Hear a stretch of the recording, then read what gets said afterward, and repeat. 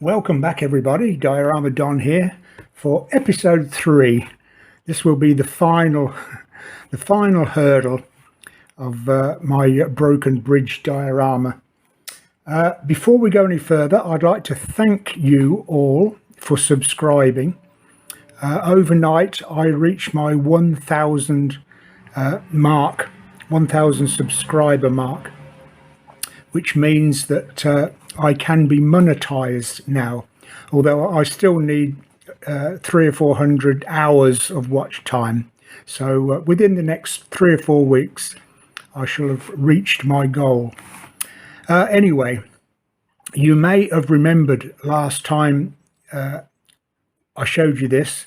I had the skeleton of the embankment either side of the river, and I put on top 2 words that modelers don't seem to use anymore. Papier-mâché. I don't. It's gone right out of fashion. I never see anyone use papier-mâché anymore, and I think I know the reason why. It's because I couldn't find any newspaper. Even then, the local 7-Eleven don't sell newspapers anymore, so it's difficult to get hold of that thin newspaper that you can make papier-mâché with. So I've used a thin piece of paper that I found lying around, all completely dry now. I use copious amounts of watered down PVA glue, but that's all dry, but it's given the general shape of what I need. So what I'll do is using this wall filler, wall putty, without watering it down, so that I can shape it better. I can make it more into a rock form than if I water it down. So I shall do the whole area with this stuff, let that dry, and and then I have no idea. I have done this before on a train layout some time ago.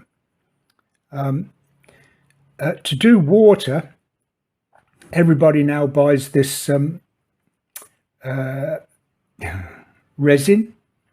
You mix two liquids together to make a resin type thing, and then that in turn solidifies to a clear, like plastic. And I've got some. I bought some at a very great expense to me. It cost about £10, about $12–14, and I used it a couple of times and it worked very well. Beautiful stuff. Then I wanted to use it again a few months later, and it wouldn't solidify. It had gone off. So I paid all that. I paid all that money when in fact it doesn't last that long, and I didn't know that. So I'm not using what do they call it? Something resin? Oh, I forget. Never mind. So I won't be using that. I'll be using an age-old tradition, which you will see a bit later, to make the effect of water. Anyway, you can see how that's coming along. When this filler is dry, it will be rock hard now, and I can all I need to do then is paint and put all the broken debris from the bridge there, and a few rocks and whatever in the stream. It won't be a river, more of a stream, more of a brook. Okay, I'll be back in a moment when I've done all this. So my filler has dried now, well, almost fully dried now. That didn't take very long. Now we want a bit of a water effect. So what better to use than a toilet roll? So take a couple of pieces of toilet roll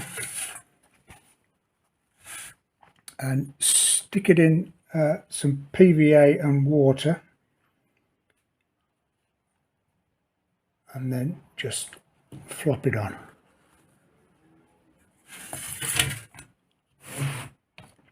And then we can tease it to a shape of running water.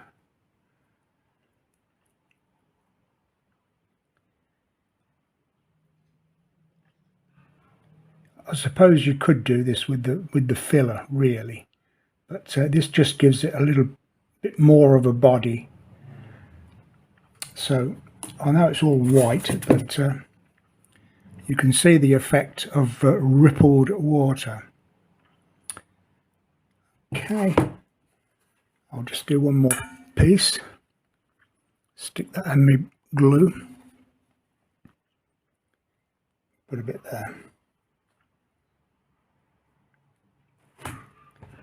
And it doesn't take much to give the impression of running water. Not enough.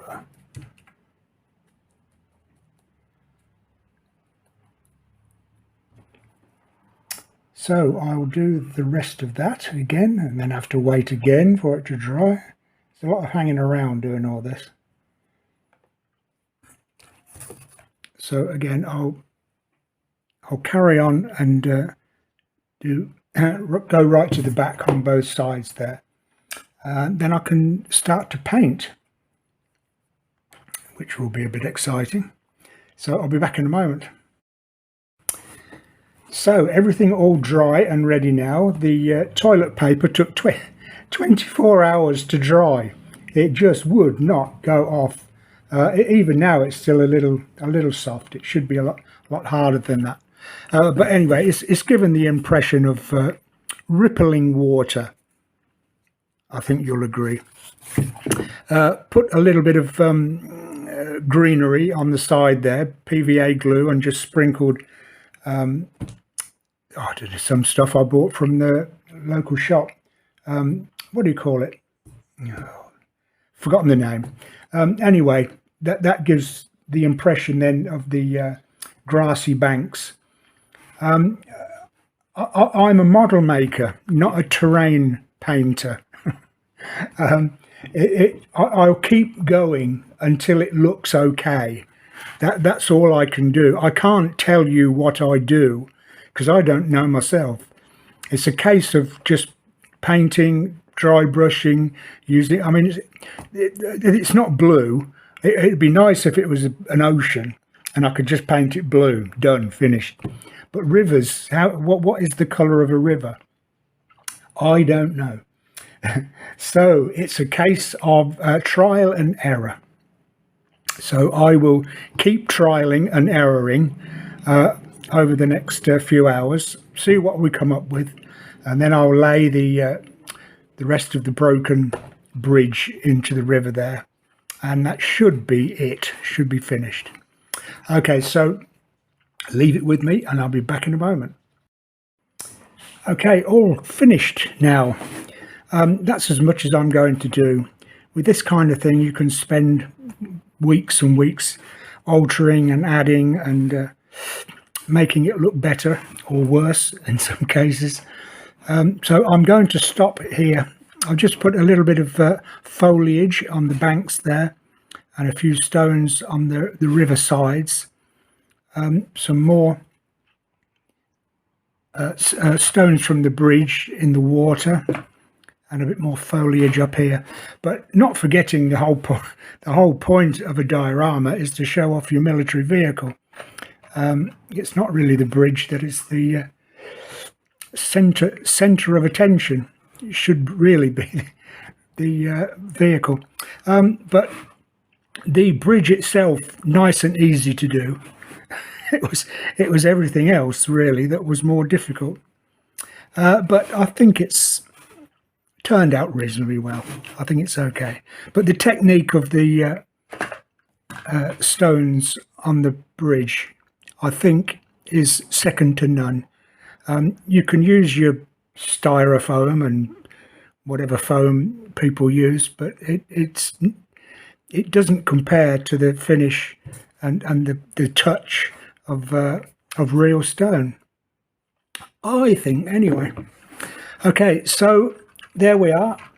Thank you very much again for watching this trilogy of videos.